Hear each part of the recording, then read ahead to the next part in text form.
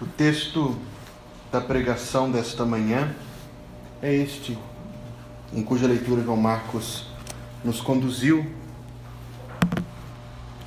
A oração de Paulo, em seguida daquele texto que nós estudamos, ouvimos no domingo passado, em que ele fala sobre Deus na nossa vida. E este texto é um texto o texto que lemos hoje é um texto que deve chamar a atenção do nosso coração.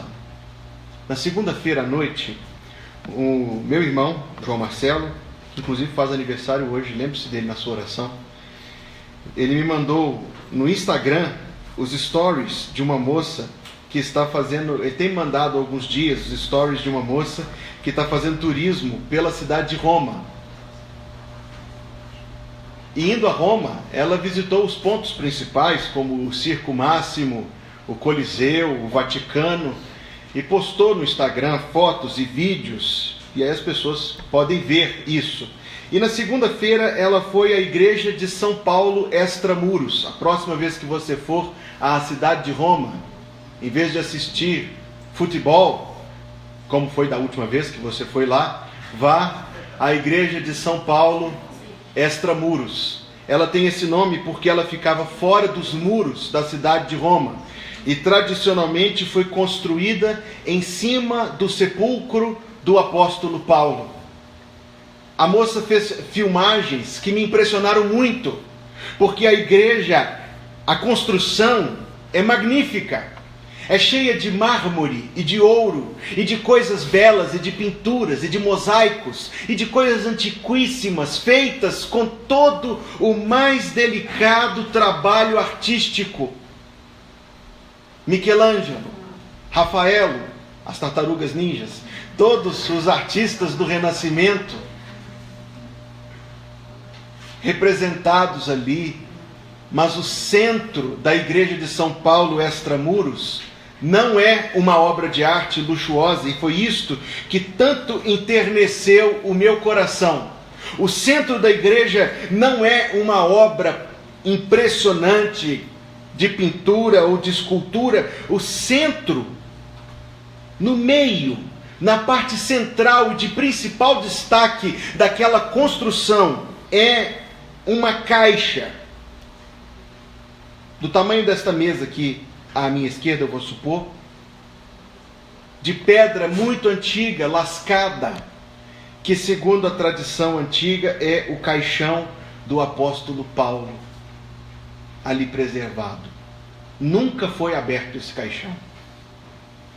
Nunca a autoridade por ele responsável autorizou que fosse aberto. Mas há uma coisa que fica à frente dele: correntes. As correntes, diz outra vez a tradição, as correntes que prenderam Paulo, que o algemaram enquanto estava ajoelhado e depois foi decapitado. O que me emocionou muito, irmãos, é quando eu penso nesse homem. A minha mensagem hoje não é uma biografia de Paulo, não é, mas o que me impressiona é quando eu conheço o retrato que a Bíblia nos traz desse homem, naquele caixão antigo, naquela luxuosa igreja. Ele é sempre mostrado como alguém muito racional, por vezes duro, com frequência rígido. Nem no fim da vida ele fica muito sentimental, não. Ele continua com a mesma firmeza, com a mesma resolução, mas embora seja isto tudo racional e inteligente, e por vezes alguém dirá rígido, por vezes alguém dirá duro, é o mesmo homem que nós encontramos orando. Algumas pessoas do nosso tempo querem dizer para nós que a oração é coisa de gente ignorante, ou querem dizer para nós que a oração é coisa de gente sentimentaloide, manteigas derretidas. Um dos homens mais firmes, mais racionais, mais intelectuais da história humana, sem dúvida, o apóstolo Paulo era um homem de oração. Ele não era um homem de sentimentos muito fortes, ou pelo menos não parece ser, mas ele era um homem de oração. Ele não era um ignorante que tinha medo da chuva. Afinal de contas, ele ficou 3 dias na voragem do mar, como ele mesmo diz, 3 naufrágios ele sobreviveu, mas ele é um homem que ora. Na mesma carta aos Efésios, no capítulo 3, ele diz: eu me ponho de joelhos diante do Pai. Quando Paulo se converteu, Jesus disse a um homem chamado Ananias que fosse encontrar-se com Paulo. Ananias disse: mas Senhor, esse homem aí, ele toca o terror, ele prende, ele algema, ele mata. E Jesus falou com ele assim: vá, e ele está, como ele está? Orando. Livro dos Atos, capítulo 9, verso 11, Jesus falou com Ananias: Paulo está orando. E ao ouvir isto, Ananias tomou coragem, falou assim: não, se ele está orando é porque ele é crente mesmo. Ele é crente mesmo. Então ele foi. Porque orações, irmãos, alguém pode pregar por interesse. Muita gente prega por interesse. Muita gente vai ao culto por interesse. Muita gente vive uma vida aparentemente cristã por interesse. Mas aquilo que Jesus Cristo falou: entra no teu quarto, fecha a porta e ora ao teu Pai que está em secreto, isto é infalsificável. A oração, este tipo de oração sobre o qual eu quero falar hoje de manhã, é uma das principais marcas da nossa vida cristã, se não for a primeira. É uma conversa que nós temos com Deus, em que nós procuramos Deus por assuntos que somente Deus pode nos ajudar. Nós vamos a Deus com coisas que, se nós trouxéssemos a outras pessoas, elas seriam completamente inúteis. Mas então nós vamos ao Senhor, porque Ele é aquele que ouve o que estamos falando, que tem poder, condições, e nos revela a Bíblia disposição para estar presente em nossa vida, nos assuntos que nós lhe trazemos. Um pouco antes, no texto que eu falei sobre ele domingo passado, Paulo falou que Deus nos salvou para o louvor da sua glória. E aí nós encontramos um grande milagre da salvação acontecer na nossa vida, porque nós éramos totalmente enviesados e opostos a esse propósito de Deus, mas uma vez salvos, nós passamos a querer a mesma coisa que Deus quer. Deus quer a sua glória e nós, salvos, passamos a querer a glória de Deus também. Mas o que é dar glória a Deus? Fechar os olhos, levantar as mãos, glória, glória, glória, glória, glória, glória, glória, glória, glória. Eu tenho uma tia crente de outra denominação e disseram a ela que ela poderia atender a um curso sobre como falar línguas estranhas. E disseram a ela que falasse glória, glória, glória, glória, glória, glória, glória, glória, até sair alguma coisa.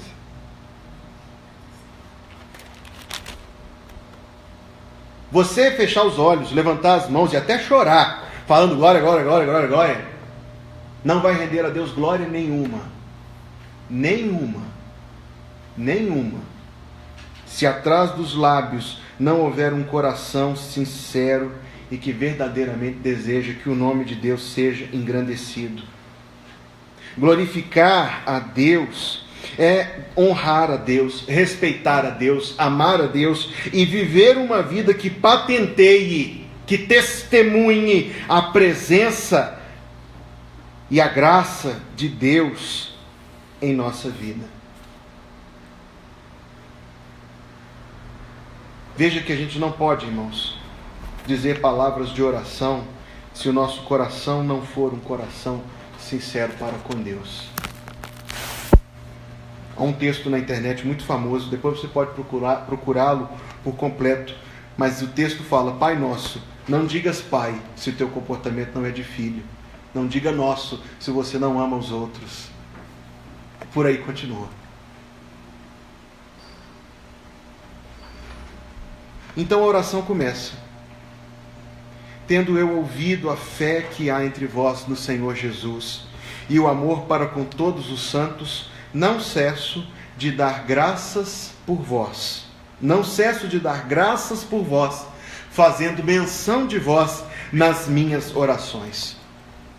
O tempo não me permite ler, mas você depois vai consultar Romanos 1, de 8 a 10, 1 Coríntios 1, 4, que já lemos, Efésios 1, 16, que acabamos de ler, Filipenses 1, 3 e 4, Colossenses 1, 3, 1 Tessalonicenses 1, 2 e 3, veja que é sempre no comecinho das cartas, 2 Tessalonicenses 1, 3, 2 Timóteo 1, 3 e Filemão 1, 4, todas as cartas, Paulo começa dando graças a Deus pelas pessoas para quem ele está escrevendo. É dar graças a Deus, o que ele está nos ensinando, o que ele está fazendo, é dar graças a Deus pelas pessoas em nossa vida, mas não somente isto, dar graças a Deus pela forma como Deus age nelas, e dar graças a Deus pela forma como Deus age por meio delas, ouvindo a fé que há entre vós do Senhor Jesus, ouvindo o amor para com todos os santos. Nós sabemos que estas coisas são milagres.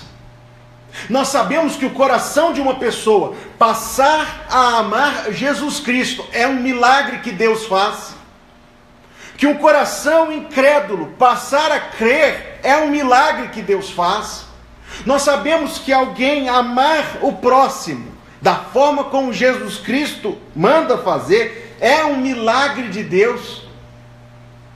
Então ele está abrindo os nossos olhos para nós percebermos que Deus está agindo na vida das pessoas ao nosso redor, e que Deus não detém nem contém o seu poder de agir na vida das pessoas. O Evangelho não é um diamante escondido no interior profundo das montanhas. Ele é muito mais precioso que isto, mas muito mais abundante. Quando eu olho para a vida de cada um dos meus irmãos e irmãs que está aqui presente, eu tenho de no meu coração dar graças a Deus pelo dia em que você encontrou-se com Cristo como seu Salvador. E eu tenho que dar graças a Deus porque a sua vida foi transformada por Cristo. E se eu atentar para o fato de cada uma destas pessoas aqui é um milagre de Deus, então meu coração, irmãos, ele vai constatar algo muito fantástico, que Deus age neste mundo que nós vivemos, que Deus age por meio de nós, que Deus age na vida e no coração das pessoas, e que embora a maldade pareça tão grande no mundo, Deus não está impedido de agir. Se você for àquela igreja, você encontrará as algemas do apóstolo Paulo, mas ele escreveu: eu estou algemado, mas o Evangelho não está algemado.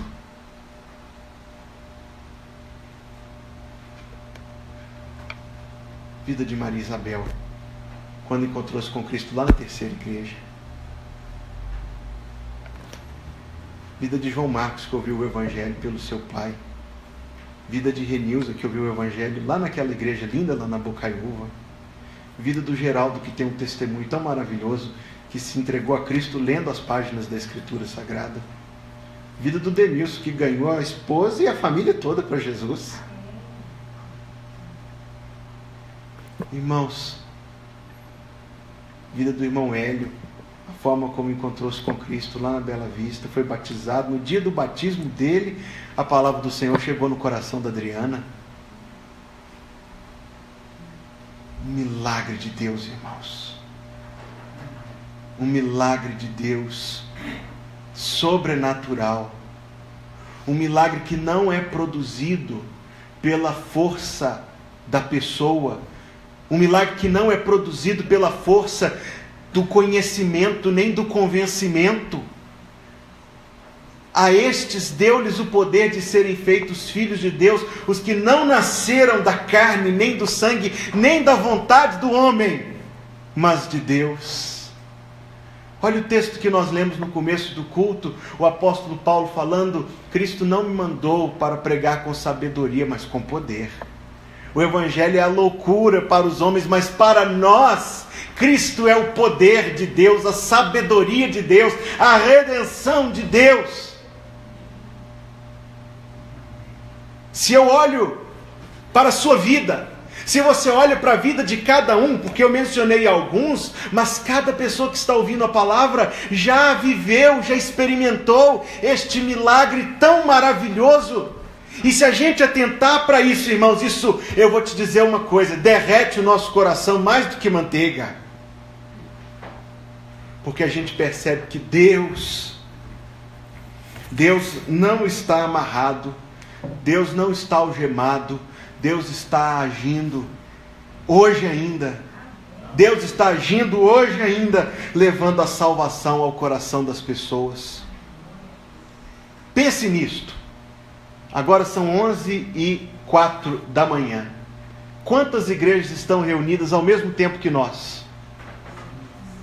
Nesta cidade, que não é uma cidade em que o Evangelho já teve entrada como gostaríamos que tivesse, milhares de pessoas estão reunidas em diferentes igrejas prestando culto ao Senhor. Se você pensar quantas pessoas, neste fuso horário que nós estão reunidas, milhões de pessoas. Ao longo deste domingo de 24 horas, bilhões de pessoas terão se reunido numa manhã de domingo, para falar que numa manhã de domingo, Jesus Cristo venceu, ressuscitou, triunfou sobre tudo, sobre todos, que Ele é o Senhor e que tudo está debaixo dos seus pés. Amém. Sabe o que Ele faz, irmãos? Ele junta as mãos e Ele fala: graças a Deus, graças a Deus, graças a Deus. E nós devemos fazer tal oração. Reconhecer que as pessoas em nossa vida são bênçãos de Deus. Reconhecer que Deus age na vida de cada pessoa e que Deus age por meio de cada pessoa. Reconhecer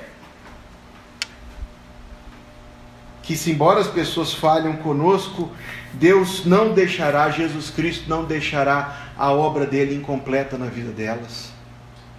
Que se alguém falha, irmãos, que se alguém tropeça, se alguém cai, Jesus Cristo não abandonará tal pessoa. E isto serve de esperança. Serve de esperança para os relacionamentos, serve de esperança para perdoar, serve de esperança para a gente viver a nossa vida cristã. E torna o nosso coração, desculpa essa expressão, mas derretido mesmo, sensibilizado para o fato de que Deus está agindo neste mundo. Mas a oração dele continua. E embora meu tempo hoje seja curto, ele começa a fazer uma súplica.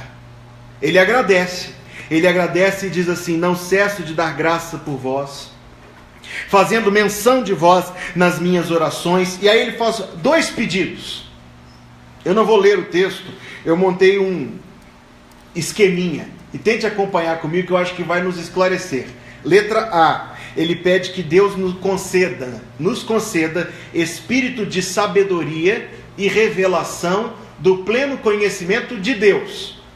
E letra B, que Deus ilumine os olhos do nosso coração para 3 coisas.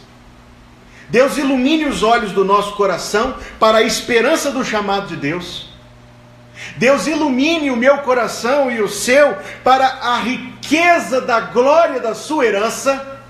E Deus ilumine o meu coração e o seu para a suprema grandeza do seu poder. E aí ele vai mencionar nos versos 16 a 23 algumas coisas. Que poder que é esse que ele está falando?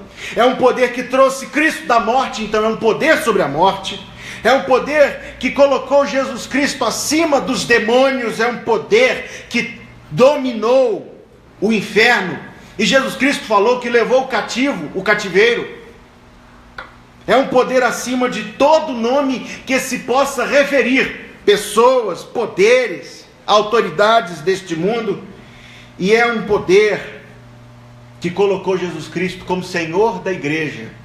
E como plenitude da igreja, plenitude nossa. E eu interpreto esta oração, irmãos, na manhã de hoje, como sendo para Deus uma admissão de fraqueza. uma admissão de fraqueza. Ele está escrevendo a carta para pessoas para quem ele pregou. Ele está escrevendo a carta para pessoas que ele viu se converterem, para outras pessoas que se juntaram à igreja depois, e ele sabe quão fraco é o nosso coração. Ele sabe quão propensos nós somos a cair, a perder de vista estas coisas preciosas de Deus. Então, primeiro de tudo, é uma admissão de fraqueza. E em segundo lugar, é um pedido para que Deus nos ajude. E essa, irmãos, é uma oração que todo crente tem que fazer. Nós temos que reconhecer que nós somos propensos a cair. Anote isso. Reconhecer que nós somos propensos a cair. Todo dia de manhã, eu acordo resolvido, decidido a viver uma vida cristã agradável a Deus. Mas antes do meio-dia, eu já descobri que a minha decisão tão arrojada, eu já descobri que a minha firmeza tão convicta, irmãos, é tão firme quanto barro, minha irmã. Eu acordo de manhã e digo que quero viver uma vida cristã, digna do Evangelho, digna da morte de Cristo por mim, que agrade o coração de Deus. Mas antes do meio-dia, eu descobri que a minha decisão é firme, igual a areia movediça. Descobri que meus pés são fracos, que as minhas pernas manquejam, e que não é pelos pés que eu vou caminhar.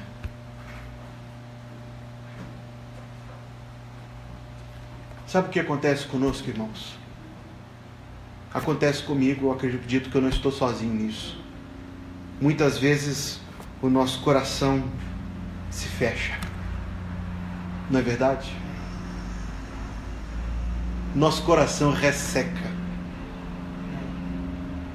As coisas mais preciosas deste livro bendito, nós olhamos para ela e falamos assim: eu leio do amor de Cristo na cruz, como se eu estivesse lendo um anúncio na revista. Eu leio o poder do Evangelho como se fosse uma página de classificados. E a minha mente fica distraída, e o meu coração perde a esperança, e a minha vida se fecha. Isso acontece conosco. Então ele nos ensina a orar, admitindo para Deus quão propensos nós somos a cair.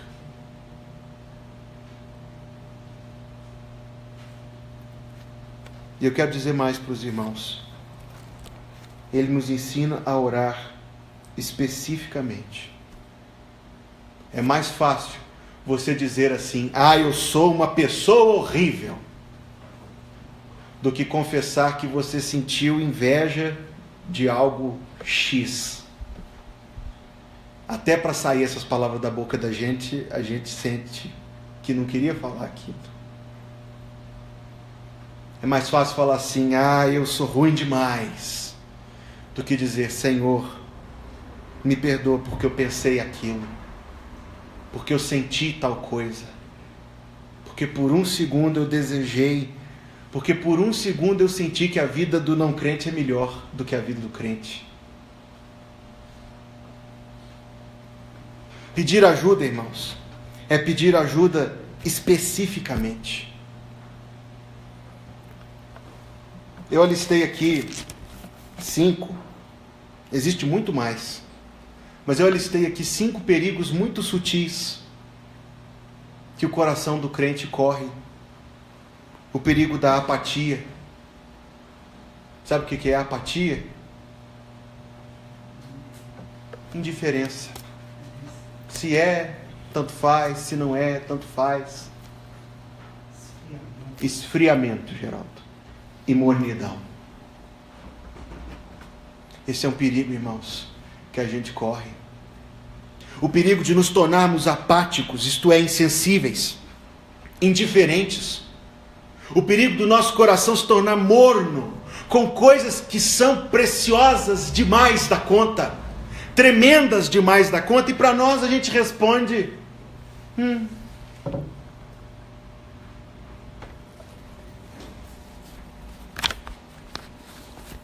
Quando a gente vê a apatia no coração de um crente, irmãos, eu como pastor, oro muito por essa pessoa.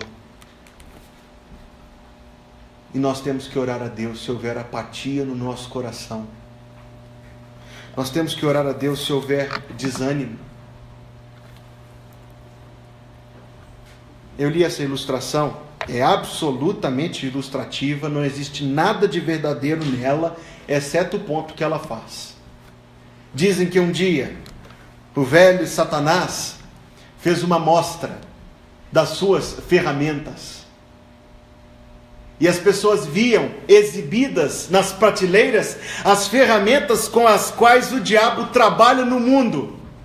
E viram lá um martelo com o nome Mágoa, com o qual Satanás diz: eu martelo hoje, deixo a pessoa esquecer, e depois eu martelo de novo. E quando eu sinto que ela está esquecendo, eu dou mais uma martelada.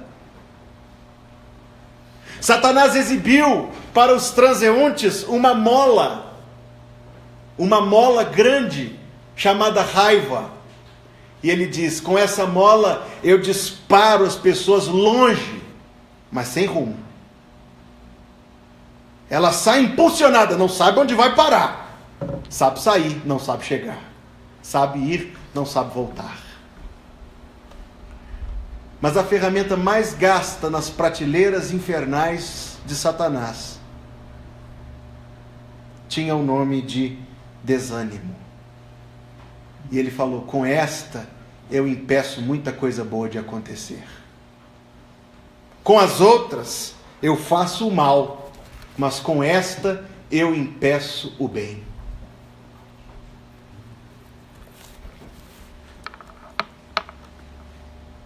Irmãos, todos nós somos passíveis disto. Devemos confessar a Deus nossa dificuldade com muita humildade. Devemos confessar a Deus quão facilmente nós esquecemos. Devemos confessar a Deus quão facilmente nos desinteressamos. Devemos confessar a Deus quantas mágoas carregamos em o nosso coração. E quantas vezes nós nos igualamos ao mundo em nosso redor, fazendo parecer que Cristo nos salvou, mas nos abandonou nas trevas. Mas eu quero dizer uma coisa maravilhosa aos irmãos. Nós devemos orar com humildade, sim, mas com esperança. Quando nós descobrimos que nossos pés não servem para esta caminhada, quando nós descobrimos que as nossas pernas tremem e que a nossa firmeza é igual barro, nós jogamos as mãos para cima e caminhamos sustentados não nas pernas, mas pelas mãos colocadas nas mãos de nosso Senhor e Salvador Jesus Cristo. O crente não anda pelas pernas, eu aprendi isso essa semana. Ele anda pelas mãos, carregado por Jesus. Eu digo ao Senhor: Senhor, com muita humildade, eu confesso ao Senhor quão propenso eu sou a cair, e com tristeza, Deus, quão fraco eu sou para viver a minha vida cristã. Mas Paulo escreve assim: não cesso as minhas orações. É uma confissão humilde, sim, específica, sim, mas persistente, irmãos, porque esperançosa. O mesmo Jesus Cristo que nos ensinou a orar sem repetições, foi o mesmo que nos mandou orar com persistência. O mesmo Jesus que chamou as repetições de vãs, foi aquele que em Lucas capítulo 18 falou do dever de orar sempre e não esmorecer. É que nós vivemos no tempo da agilidade, nós vivemos no tempo do rápido, e como um filósofo bem colocou, o nosso tempo, o deus grego que o nosso tempo mais adora chama-se Hermes, porque ele tinha asas nos pés, e ia rápido, e voltava rápido, e levava mensagens. Como a gente gosta que as nossas mensagens cheguem rápido, e sejam lidas rapidamente, e respondidas rapidamente. O nosso tempo é o tempo do rápido, é o tempo do ágil. Você já talvez tenha ouvido essa comparação. Se você quer plantar cogumelos, você vai gastar pouco tempo, porque em semanas eles crescem. E se você quiser plantar um arbusto, em meses ele fica pronto. Mas se você quiser plantar um carvalho, no mínimo 20 anos. E a Bíblia nos chama de carvalhos de justiça. Oramos com persistência, irmãos. Uma persistência esperançosa de que, embora sejamos fracos, Cristo é forte. De que, embora sejamos propensos a cair, Cristo é nosso pastor. De que, embora haja, irmãos, em nós tanta fraqueza, Ele não nos abandonará jamais. Amém. Amém. Glória a Deus. Que, embora o nosso coração seja tão firme quanto barro, Cristo é a rocha. Cristo é a rocha na qual estamos firmados. Haja humildade de virmos ao Senhor por inteiro em nosso coração. E haja esperança de esperarmos a ação do Senhor em nossa vida. O trecho que nós lemos fala assim: e pôs todas as coisas debaixo dos pés de Cristo. E para ser o cabeça sobre todas as coisas, o deu à igreja, o qual é o seu corpo, a plenitude daquele que a tudo enche em todas as coisas. Este enche é a mesma palavra de ser pleno. Ele é a plenitude, Ele nos leva à plenitude. Não tente viver a vida cristã por si só. Não tente viver a vida cristã nas suas próprias forças. Não tente agradar a Deus com obras. Pela graça sois salvos, não por obras para que ninguém se glorie. Faça esta oração do apóstolo e entregue a sua vida ao Senhor com humildade e com esperança. E você verá cada dia o seu coração ser renovado por Cristo e em Cristo. E o que vamos cantar agora é uma oração muito intimamente ligada a esta pregação. Antes de cantar, eu queria que a gente atentasse para a letra do que vamos orar. Em mim vem habitar. Ó, vem Jesus, em mim fazer brilhar a tua luz. Eis a minha ambição. Qual é a nossa ambição? Ter, porque vez por outra a gente tem, irmãos, mas não sente. Ter e sentir, Senhor, mais gratidão e mais amor. Os passos teus seguir eu quero sim, servir e bendizer até o fim. Põe-se em pé. Eis o meu anelar, meu ideal maior, contigo andar, ó Salvador.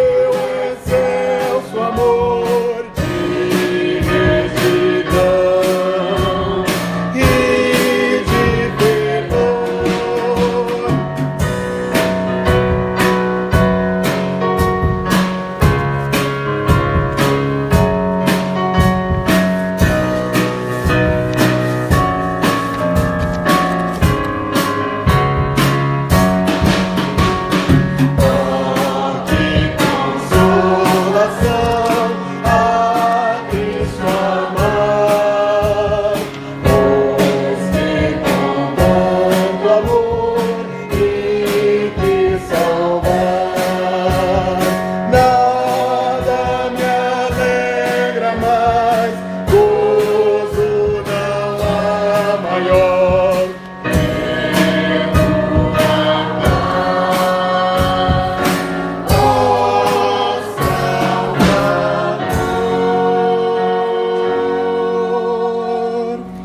Amado e querido Deus, na manhã de hoje, Pai Santo, ouvimos a Tua palavra e o Teu Espírito Santo ha falado ao coração de todos nós.